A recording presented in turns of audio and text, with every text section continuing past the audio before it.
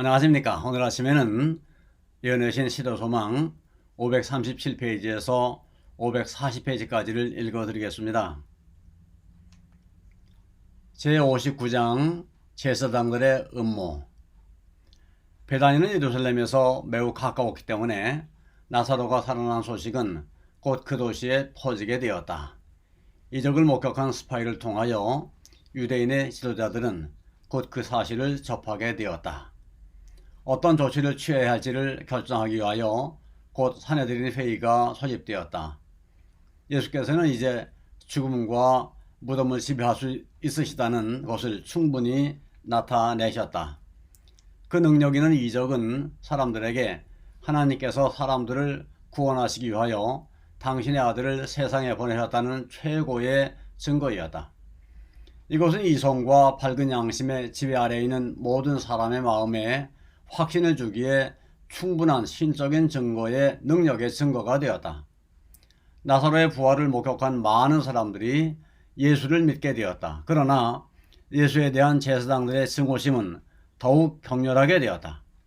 제사장들은 일찍이 예수의 신성에 대한 보다 작은 증거들을 모두 거절해 왔었다.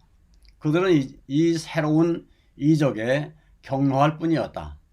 죽은 사람이 바라보고 있는 군중 앞에서 백주에 살아났던 것이다. 이와 같은 증거를 교묘히 설명하여 넘길 만한 재간은 없었다. 이런 이유로 제사장들의 적개심은 더욱더 필사적이 되었다. 그들은 이전보다 한층 더 그리스도의 사업을 중지시키려고 결심하였다. 사두개인들은 비록 그리스도를 좋아하지는 않았지만 바리새인들처럼 그렇게 심한 악의를 가지고 있지는 않았다. 그들의 증오심은 그처럼 격심하지는 않았었다. 그러나 이제는 그들도 철두철미하게 경계하게 되었다. 사두개인들은 죽은 자의 부활을 믿지 않았다. 소위 과학이라는 것을 만들어내어 사두개인들은 죽은 자의 몸에 생명을 얻는 일은 불가능한 것이라는 이론을 내세웠다. 그러나 그리스도께서 하신 몇 말씀에 의하여 그들의 이론은 무너지고 말았다. 사두개인들이 성경과 하나님의 능력, 이 두 면에 다 무식함이 드러났다. 그들은 이적을 통하여 백성들이 받은 인상을 제거하는 것은 불가하다는 것을 알았다. 무덤에서 죽은 사람을 탈취해내는 데 성공한 예수로부터 사람의 마음을 어떻게 돌이킬 수 있을까? 거짓 소문들이 유포되었으나 이적을 부인할 수 없었으며 그들은 어떻게 그 영향을 제거시켜야 할지를 알지 못하였다. 지금까지는 사두개인들이 그리스도를 잡아 죽일 계획을 세우지 않았었다. 그러나 나사로의 부활 후에 그들은 예수의 죽음만이 그들에 대한 그의 담대한 henek을 중지시킬 수 있으리라고 결정하였다. 바리새인들은 부활을 믿었으며 이 이적은 메시아가 저희 가운데 계시다는 증거라고 보지 않을 수 없었다. 그러나 바리새인들은 언제나 예수의 사업을 반대해 왔었다.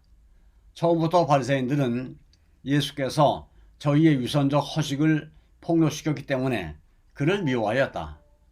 예수께서는 그들의 도덕적 결함을 감추어 둔 엄격한 의식의 가면을 벗기셨다. 예수께서 가르치신 순결한 종교는 그들의 거짓된 경건의 공언을 정죄했다. 바리새인들은 예수의 날카로운 비난에 복수하기를 갈망하였다. 그들은 예수를 정죄할 수 있는 기회를 가져올 말이나 행동을 하도록 예수를 자극시키려고 애썼다. 바리새인들이 여러 번 예수를 돌로 치려고 했었지만 그는 조용히 물러가셨으므로 그들은 그를 찾을 수 없곤 하였었다. 예수께서 안식일에 행하신 이적들은 모두가 고통당하는 사람을 구원하려고 행하신 것이었으나 바리새인들은 예수를 안식일을 범하는 자로서 정죄하려고 하였다. 그들은 헤롯 당원들로 예수를 반대하여 분개하도록 하려고 하였다. 그들은 예수께서 경쟁할 새로운 왕국을 건설하려 한다고 설명하고 어떻게 예수를 죽일 것인가를 그들과 의논했다. 그들은 로마인들을 흥분시켜 예수를 대적하도록 하기 위하여 예수께서 저들의 권위를 뒤집어 엎으시려고 하는 것처럼 말했다.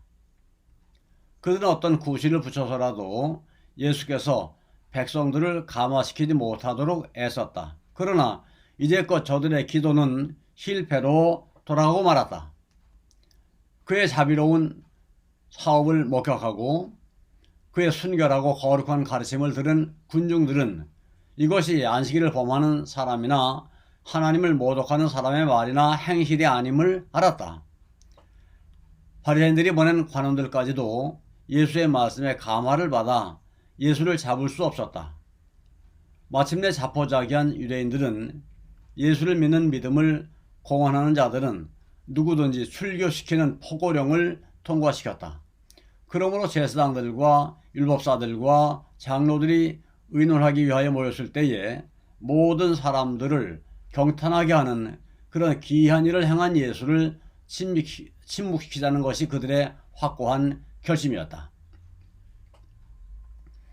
바리새인들과 사두개인들은 과거 어느 때보다도 거의 연합할 만큼 가까워졌다. 지금까지는 서로 분열되어 있었으나 그리스도를 반대하기 위하여 그들은 하나가 되었다. 니고데모와 요셉은 전번의 공회에서 예수를 정죄하는 일을 방해했다는 이유로 이번 공회에는 소집되지 않았다. 예수를 믿는 다른 유력 인사도 공회에 참석했으나 그들의 감화는 악한 바리새인들의 영향을 누르지 못했다. 그러나 공회 의원들 모두가 합의한 것이 아니었다. 이 시간에 사내들이는 법적으로 회집할 시기가 아니었다. 그러한 일은 묵인에 의해서만 가능했다.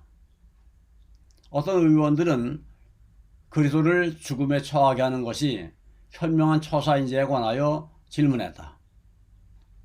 그들은 이 일로 백성들 사이에서 반란이 일어나도록 하여 로마인들이 모든 성직자들에게서 저들이 가진 큰 특권을 박탈하고 저들이 이제까지 가지고 있던 세력을 빼앗길 것을 염려했다.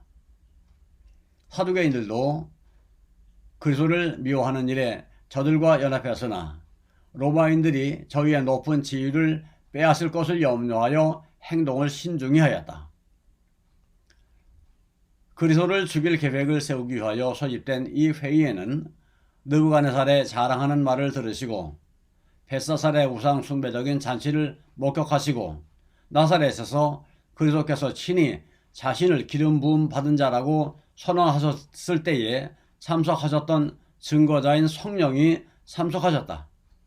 이 증거자는 이제 지배자들에게 그들이 하고 있는 일에 대하여 마음의 감동을 주고 있었다.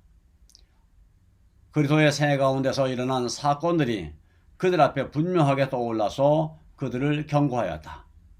그들은 예수께서 12살 난 아이였을 때 성전에서 학식 있는 율법 박사들 앞에 서서 질문하므로 박사들을 놀라게 하였던 장면을 회상하였다.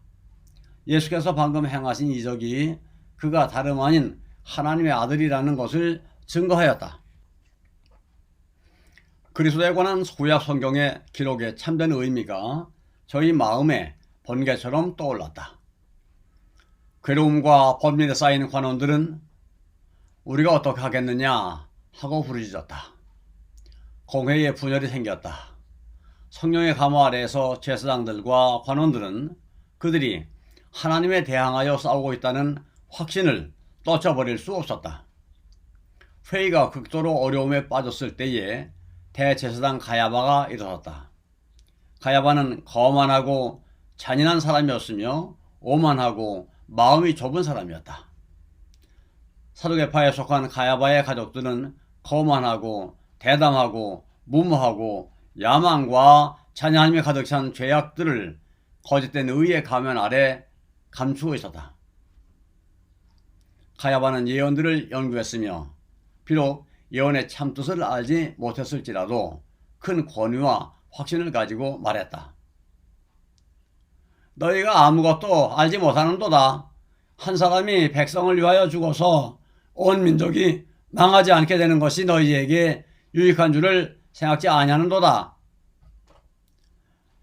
예수가 비록 무죄하다 할지라도 그를 처치해야 한다고 대제사장은 주장하였다. 예수는 백성들을 그에게로 이끌며 지배자들의 권위를 멸시하는 성가신 존재였다.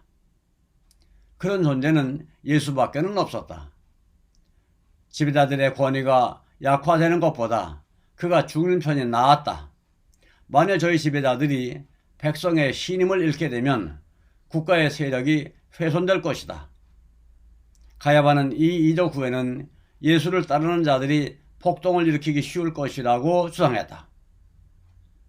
그때에는 로마인들이 와서 성전문을 폐쇄하고 율법을 폐지하고 우리 민족을 멸망시킬 것이라고 그는 말했다.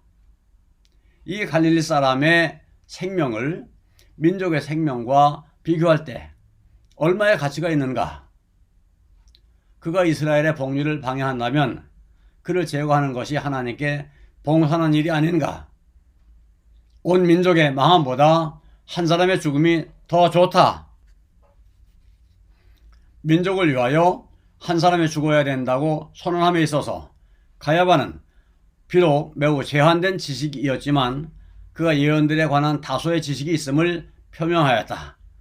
감사합니다. 오늘 여기까지 읽어드렸습니다.